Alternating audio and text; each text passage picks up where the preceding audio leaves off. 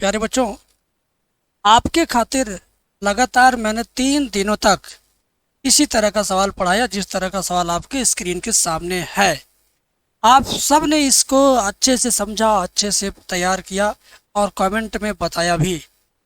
लेकिन अभी 10-15 कमेंट ऐसा आया जिनको पढ़कर लगा कि एक वीडियो और हो जाना चाहिए। तो मैं जिन बच्चों को समझ में आ गया उनसे कहना चाहूँगा कि ये वीडियो रोक दो, अभी के अभी रोक के इस क्वेश्चन को लिख लो, लिख के अपने से सॉल्व करो। सॉल्व करने के बाद जब आंसर आ जाए तब इस वीडियो को प्ले करके मिला लो। भगा भगा के मिला लेना, चाहे एकदम लगातार देख के मिलाना। मिलाना तुम हर एक लाइन, हर एक चीज और हर एक स्टेप मिलाना, आखिर में आंसर मिलाना। अगर मेरे सोल्यूशन से आपका सोल्यूशन मैच करता 90% या 100%, तो मान के चलना कि भैया आपने तैयारी ठीक ठाक कर लिया इस तरह के सवाल का। तो ये मान के चलना कि तुम ये क्वेश्चन एग्जाम में कर लोगे। और अगर गड़बड़ हुआ, गलत हुआ, तो भाई वीडियो फिर से देख लो, पूरा समझ लो। ठीक है। आज जिन बच्चों को नहीं आ रहा उनसे तो निवेदन है, आदेश भी है मेरा कि भाई देख लेना, समझ लेना। क्योंकि तुम्हें देखो, तुम्हें ही जिताने के खातिर मैं ये जंग लड़ रहा हूँ। बड़े से बड़े सवाल आपके सामने ला रहा हूँ। एक सवाल समझाने में 20-20 मिनट का समय ले रहा हूँ। क्यों? क्योंकि मैं चाहता हूँ कि आप अच्छे से सीख जाए। बाकी मुझे ये शौक नहीं है कि मैं 20 मिनट में 20 सवाल करा के हीरो बन जाऊँ। हीरो बनना मेरा काम नहीं है। मेरा काम है कि आपको सही तरीके से समझाना, चाहे वक्त चाहे जितना लगे। ठीक है। दूसरी चीज कि ये छोटा मोटा नहीं है, 8 नंबर का सवाल है। मैं हर वीडियो में बोल रहा हूँ और पेपर भी मैंने ओरिजिनल दिखाया 2 वीडियो में। बार बार दिखाऊंगा तो भी अच्छी बात नहीं है, लेकिन एक बात तो बार बार कहूँगा, आप समय कम पाते हैं, दुकान पे, खेती में या गृहस्थी में फंसे रहते हैं, पूरी किताब पढ़ नहीं पाएंगे, तो आपके लिए छांट करके सिलेक्टेड क्वेश्चन का कोर्स लाया हूँ। उसमें क्या है? उसमें केवल ऐसे ही क्वेश्चन समझाए, बताए, सिखाए गए जो बार बार एग्जाम में आते हैं। उनको लेकर के आप कितने नंबर पाओगे? उनको लेके पढ़ोगे तो 70 से 80 नंबर पाओगे। डेली कितना घंटा पढ़ना पड़ेगा? 10-15 मिनट। डेली 24 घंटे में 10-15 मिनट पढ़ोगे तो 1 महीने में ख़त्म हो जाएगा। अभी 4 महीने तो 4 बार वो कोर्स तुम दोहरा दोगे।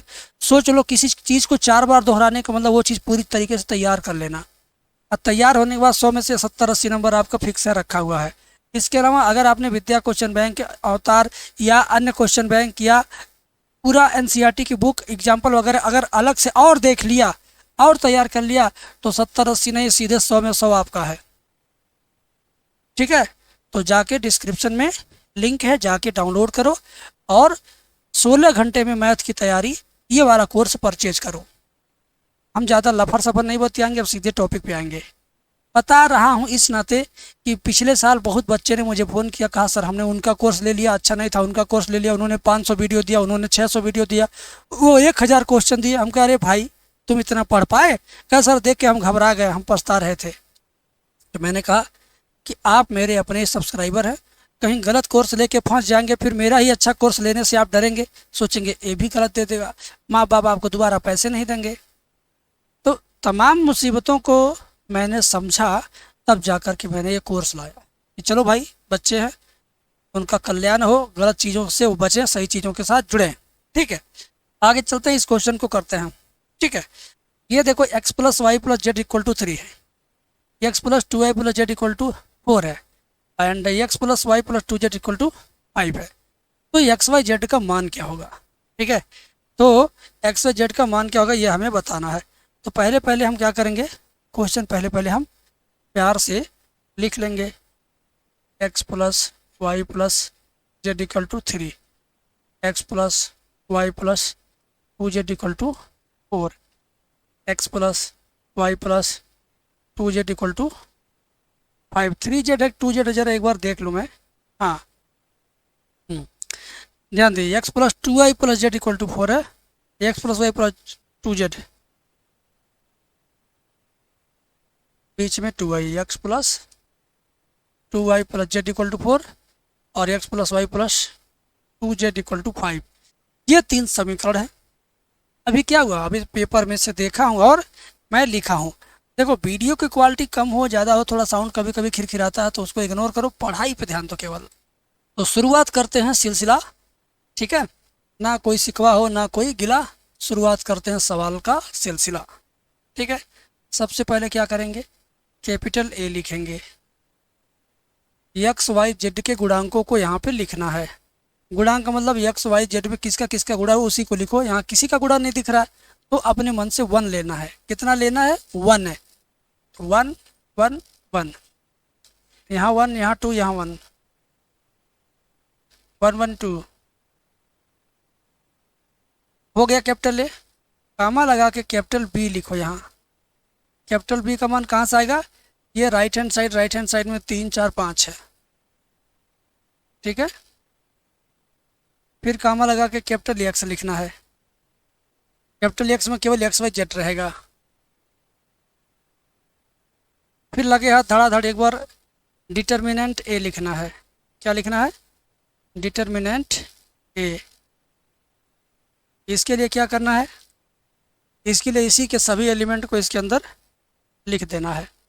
1 1 1 1 2 1 1 1 2। अब देखो ये जो 4 काम हुआ, 1 2 3 4 काम किया हूँ, ये कुछ भी मैंने किया ही नहीं, केवल देखा हूँ लिखा हूँ। देख के लिखने का मतलब मैंने नकल कर दिया, समझे। तुम भी नकल कर सकते हो इतना। ये क्वेश्चन पेपर में से लिखना, फिर इसमें से देख के ये लिखना, इसको देख के ये लिखना, एक्स को देख के एक्स वाई जेड लिखना, फिर डिटर्मिनेंट ए को देखना तो इसको देख के फिर उतार देना, डंडा डबल खींच देना। इसमें आबियों का सिंबल है, इसमें आबियों का सिंबल हटा के सीधा डंडा। क्या बात है। 8 नंबर के सवाल में से मान के चलो कि तुमने 1 नंबर पाने भर का काम कर दिया, राइट। एंड अब आगे बढ़ते हैं। डिटर्मिनेंट ए का मान निकालने में थोड़ा दिमाग लगाना है। 1 लिखेंगे, कोष्टक बनाएंगे, ई लाइन छोड़ देंगे। 2 दूना 4, 1 एकम 1, 4 में से 1 घटा देंगे, 4 माइनस 1 लिखेंगे ऐसे। फिर बीच का चिन्ह होता है माइनस। अब ये हम ऐसे कर देंगे, ऐसे कर देंगे तो 1 गुणे 2 2, माइनस लगा के 1 गुणे 1 1 आएगा। ठीक है, ऐसे लास्ट वाला प्लस होता चिन्ह, ये ऐसे और ऐसे काट दिया। 1 के गुणे 1 में 1 आएगा, माइनस 1 दूना 2, 1 माइनस 2। ठीक है, बात समझे आप। अब देखो 4 में से 1 जाएगा 3, 3 के गुणे 1 में तो 3 हुआ, और 2 में से 1 जाएगा 1, 1 का गुणे 1 में होगा तो 1 होगा, प्लस 1 में से 2 जाएगा माइनस 1, माइनस 1 गुणे 1 करेंगे तो माइनस 1 आएगा। तो 3 में से 1 जाएगा, 2 में से 1 जाएगा 1, टोटली ये कितना आया, 1 आया। कितना आ गया, 1 आ गया। ठीक है, अब आपको करना क्या है, अब आपको यही डिटर्मिनेंट एक बार और लिखना है ताकि हम कैपिटल ए 11 12 13 निकाल सकें। ठीक है, तो इसी पेज में भी हो जाता, लेकिन हम क्या करेंगे, चलो इसी पेज में कर देते हैं, देखते होने लायक है क्या। होने लायक तो है, हो जाएगा। इसी पेज में मैं कर देता हूँ। ठीक है, ध्यान से देखो, प्यार से देखो। कैपिटल ए 11 12 13, बहुत सुंदर सुंदर इसको लिखा जाता है, इसी में गलती होती है। समझे, बहुत क्लियर कट लिखते हैं, नहीं तो गलत हो जाएगा। समझे। अब देखो ध्यान से सुनो, ये मान निकालने में बच्चों से गलती होती है, और वो गलती ही सुधारने के लिए मैं बार बार इस वीडियो को बना रहा हूँ। ठीक है, आगे देखो। 1 को लिखना ही नहीं है, बस सिंबल लेना है मुझे। क्या लेना है, सिंबल। क्या लेना मुझे, सिंबल। चारों कोना प्लस, बीच में प्लस, बाकी माइनस माइनस माइनस माइनस। तो प्लस रहेगा तो प्लस लिखेंगे नहीं, सीधे मिटा देंगे। तो दूना 4 और 1, 4 में से 1 जाएगा, 4 में से 1 जाएगा 3 आएगा। क्या आएगा, 3। ये 12 निकालेंगे, 12 का सिंबल माइनस है तो माइनस लिखो, मिटा दो। 1 दूना 2, 2 में से 1 जाएगा 1, कितना आएगा 1। ये 13 का सिंबल क्या, प्लस है, प्लस नहीं लिखेंगे, मिटा दो। 1 माइनस 2 माइनस 1 आएगा। ठीक है, 21 का सिंबल देखो माइनस है, तो 1 गुणे 2, 2 में से 1 जाएगा 1, माइनस में 1। ठीक है, 22 प्लस है, तो 1 गुणे 2 2 में से जाएगा 1। ठीक है, 23 माइनस है तो माइनस लिख लो और इसको मिटा दो। 1 माइनस 1 0 आ गया। ठीक है ना, 21 को प्लस 0 लिखेंगे। ठीक है, अब क्या करना है ध्यान से देखना।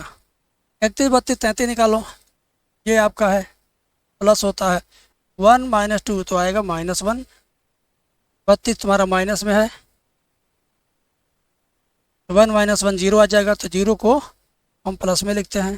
ठीक है, 33 तुम्हारा प्लस है, 2 माइनस 1 2 में से 1 जाएगा 1, 2 में से 1 जाएगा 1। ठीक है ना। अब क्या करना, फाइनल काम एडजॉइंट ए निकालना है। फाइनली हमको क्या करना है, एडजॉइंट ए निकालना है। तो एडजॉइंट ए निकालने के लिए हम क्या करते हैं, प्यार से देखो बता रहा हूँ, इन सबको एक आव्यूह में लिखेंगे। 3 माइनस 1 माइनस 1, ऐसे 3 माइनस 1 माइनस 1 माइनस 1 1 0 माइनस 1 0 1, इतना लिख के इस पर डैश लगाएंगे। फिर क्या करेंगे, डैश का मतलब परिवर्त आव्यूह, तो अब इसके कॉलम को रो में चेंज करो। 3 माइनस 1 माइनस 1, इस तरह की लाइन को इस तरह की लाइन में लिखो, -1 1 0 -1 0 1। ठीक है, बात समझ में आ गई। अब एडजॉइंट ए निकल गया, अब इसके तुरंत बाद ए इनवर्स निकाल लो। अब इसके तुरंत बाद क्या निकाल लो, ए इनवर्स। ए इनवर्स अगले पेज में निकालते हैं, पेज बहुत बड़ा हो गया हमारा। ए इनवर्स बराबर सूत्र होता है 1 determinant A into adjoint A. तो ए इनवर्स बराबर 1 डिटर्मिनेंट ए का मान 1 आया था, डिटर्मिनेंट ए का मान क्या आया था, 1 आया था। ज़रा देख लो, देखो डिटर्मिनेंट ए का मान कितना है, 1 आया था, 1 आया था ना। चलो उसके बाद एडजॉइंट ए इसको उधर लिखना है, तो 311 110 101, 311 110 101। अब इसका सिंबल लिख लेते हैं, 311 110 101 हो गया, ये दोनों माइनस, फिर ये दोनों माइनस, ये दोनों माइनस, फिर ये दोनों माइनस। ए इनवर्स बराबर 1 ए डिटर्मिनेंट ए का मान एडजॉइंट ए का। अब इसका गुणा इसमें होगा तो फर्क नहीं पड़ेगा, क्यों, क्योंकि 1 का गुणा कहीं भी करोगे वो बदलता ही नहीं है। तो सीधे आपका ए इनवर्स आ गया 3 माइनस 1 माइनस 1 -1 1 0, हाँ, और -1 0 1। ठीक है, अब क्या होगा बेटे, अब तुम्हें फाइनल काम करना है। अगर ए इनवर्स पूछता तो केवल यहीं तक हम सवाल लगा के छोड़ देते, आंसर आ जाता। 8 नंबर इतने का भी पूछता है, 8 नंबर में इसको भी कभी कभी पूछता है, इतना ही करने से आपको 8 नंबर मिल जाएगा। लेकिन जब एक्स वाई जेड का मान निकालने के लिए पूछेगा तब आपको ये फार्मूला लगाना है, कौन सा, कैपिटल एक्स बराबर A inverse B. Capital X के नीचे कैपिटल एक्स का मान लिखेंगे। कैपिटल एक्स का मान क्या है, ज़रा देख लीजिए क्या है। कैपिटल एक्स का मान वही है एक्स वाई जेड, क्या है, बराबर ए इनवर्स का मान यहाँ पर है आपके सामने ही। ठीक है, तो इसको मैं लिख देता हूँ यहाँ। और कैपिटल बी का मान कहाँ है, कैपिटल बी का मान ये है 3 4 5, 3 4 5। कैपिटल बी का मान कितना है, 3 4 5। ठीक है, अब हम क्या करेंगे बेटा, इन दोनों का गुणा करेंगे, जो गुणा करेंगे तो आंसर आ जाएगा। देखो X Y Z equal to, गुणा का रूल क्या है, 3 तरीका 9, फिर -1 गुणे 4 तो होगा -4, -1 गुणे 5 तो होगा -5, -1 गुणे 3 तो होगा -3, 1 गुणे 4 होगा +4, 0 गुणे 5 होगा 0। ठीक है, -1 गुणे 3 होगा -3, 0 0, 1 गुणे 5 तो प्लस का 5। समझ गए भाई। अब क्या करेंगे, प्यार से ईमानदारी से देखो, X Y Z equal to 9 में से 4 जाएगा 5, 5 में से 5 जाएगा 0, 4 में से 3 जाएगा 1, 5 में से 3 जाएगा 2, बस आखिरी लाइन आपको तो आंसर दिखाइए दिया होगा, आपको तो समझ में आ गया ना।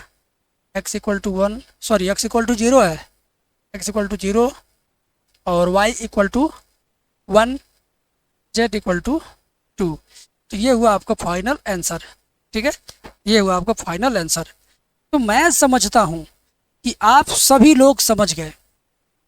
मैं समझता हूँ 4 दिन लगातार मेरे पढ़ाने के बावजूद कोई भी ऐसा मेरा सब्सक्राइबर नहीं है जो इस बात को कहेगा कि सर और समझना है। वो कहेगा सर हो गया भरपेट, हमने इसको समझ लिया। तो मुझे इस बात की खुशी है कि आपने मेरी बात का सम्मान किया, माना मेरी बात, और मेरे कहने पर आपने कमेंट किया और बताया कि सर दोबारा समझाइए, एक बार और समझाइए, एक वीडियो और लाइए, एक दिन और पढ़ाइए, है ना। तो वो चीज़ें मुझे बड़ी अच्छी लगती हैं। कमेंट भी आ रहा, आता भी रहेगा, मैं सबका कमेंट का रिप्लाई भी दूंगा, ठीक है। मिलेंगे अच्छी अच्छी वीडियो के अंदर, और आप तब तक देखते रहिए एम सॉल्यूशन प्यारा सा चैनल।